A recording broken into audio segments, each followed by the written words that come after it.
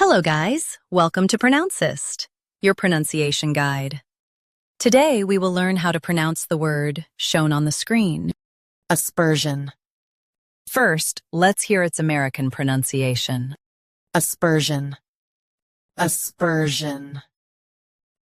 Now, read the syllables of U.S. pronunciation shown on the screen naturally. Aspersion. Aspersion. Now, let's focus on British pronunciation of this word.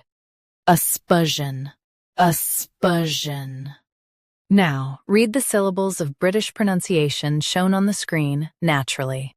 Aspersion. Aspersion. US spur. UK spa. Same ending. Practice repeatedly and you'll soon be able to say this word perfectly. The best way to practice is to repeat the syllable multiple times. The meaning of the word is an unfair rumor or slur. Try repeating this word several times to improve your pronunciation.